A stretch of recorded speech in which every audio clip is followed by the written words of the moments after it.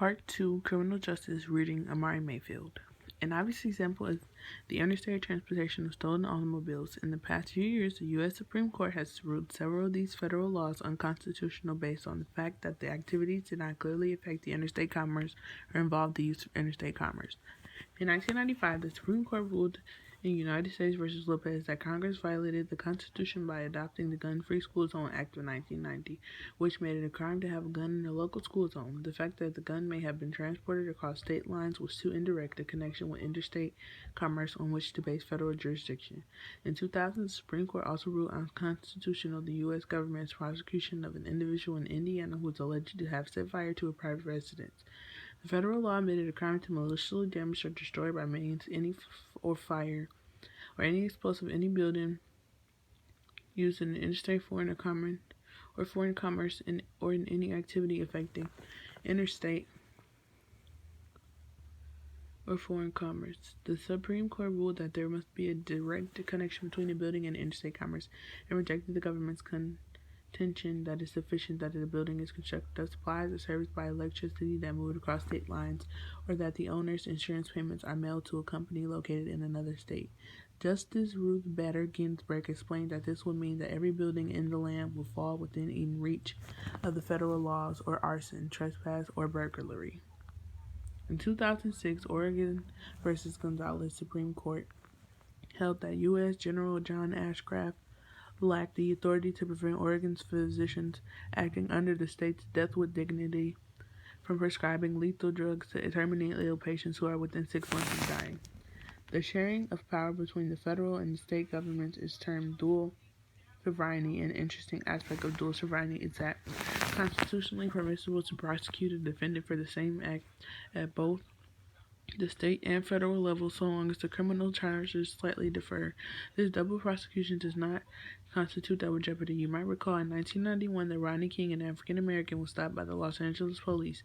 King resisted and eventually was subdued, wrestled to the ground, beaten, and handcuffed by 4 officers. The officers were acquitted by an all-Caucasian jury in the state court in Simi Valley, California, leading to a widespread protest and disorder in Los Angeles. The federal government responding by bringing the 4 officers to trial for violating King's civil right to be arrested in a reasonable fashion.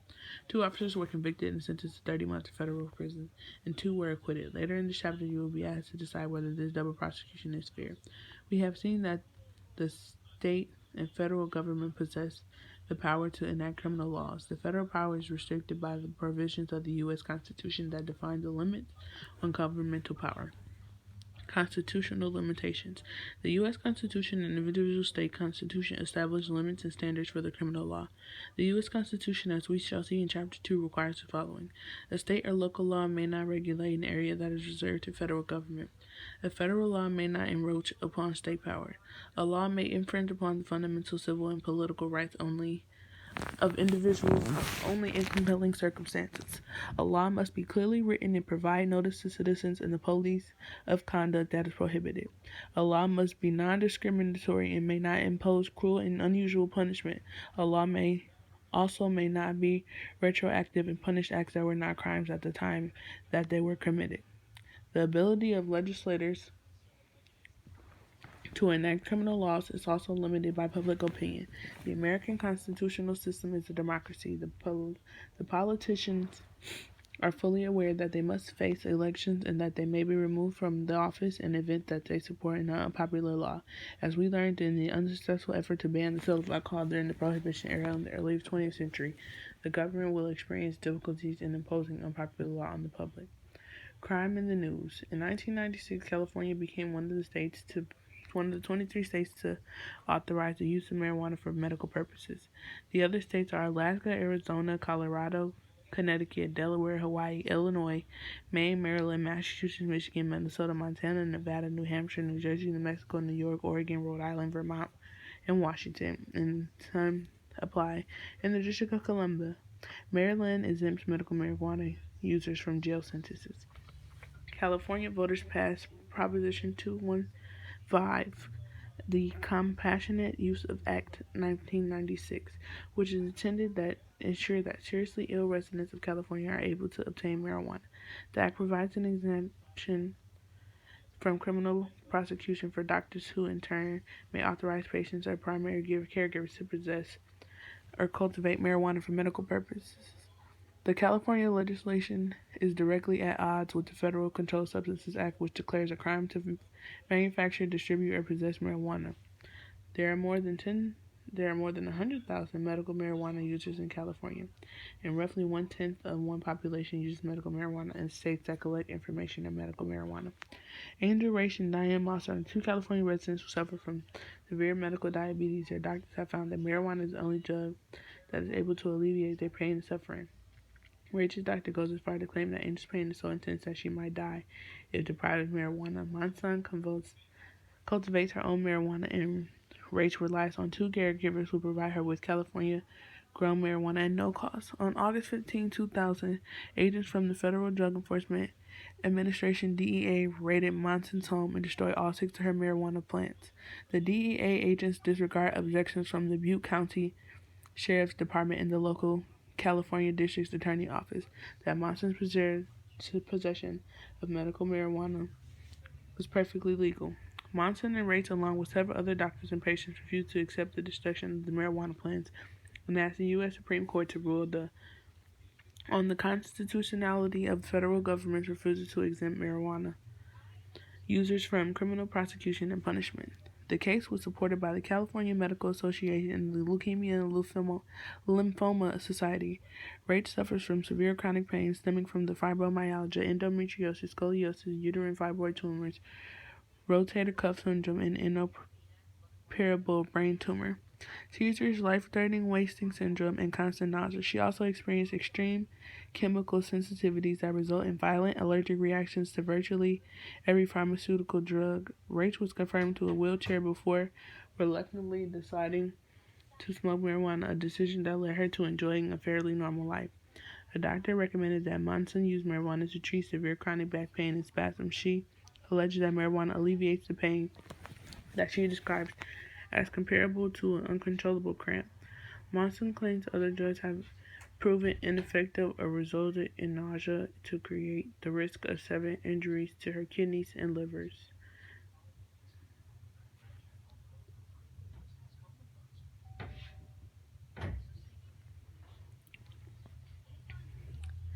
Marijuana reportedly reduces the frequency of Monson's spasms, enabling her to continue her work. The U.S. Supreme Court in Gonzalez v. Reich in 2005 held the federal court prohibition on the possession of marijuana would be undetermined by exempting marijuana possession in California and other states from federal criminal enforcement. The Supreme Court explained that the cultivation of marijuana under California's medical marijuana law, although clearly a local activity, frustrated the federal government's effort to control the shipment of marijuana across state lines because medical marijuana inevitably would find its way to the interstate commerce, increase the nationwide supply, and drive down the price of a legal drug. There was also a risk that completely healthy individuals in California would manage to be fraudulently certified by a doctor to be in need of medical marijuana. 3 of the 9 Supreme Court judges dissented from the majority opinion.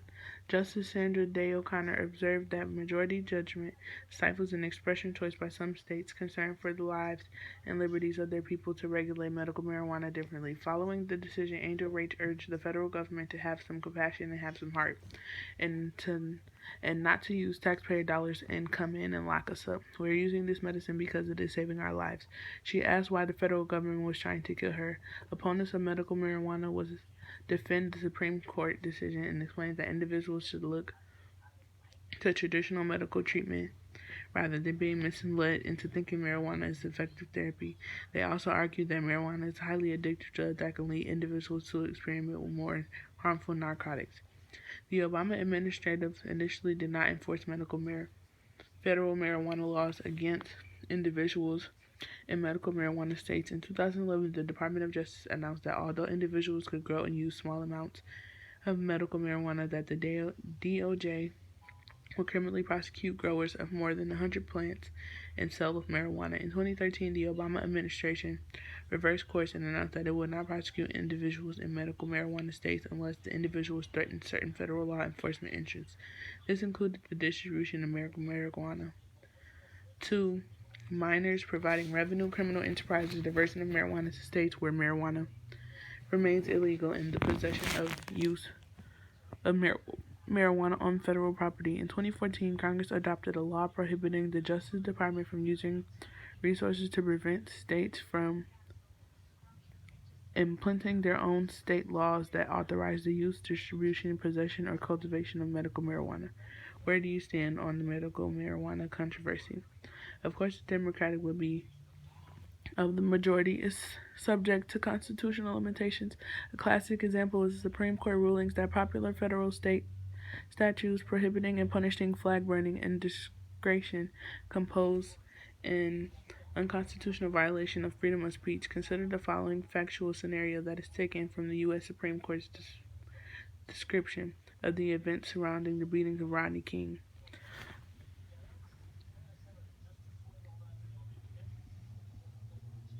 On the evening of March 2nd, 1991, Rodney King and two of his friends sat in King's wife's car, Altadena, California, a city in Los Angeles County, and drank malt liquor for a number of hours. Then, with King driving, they left Altadena via major freeway. King was intoxicated. California Highway Patrol officers observed King's car traveling at a speed estimated to be in excess of 100 miles per hour.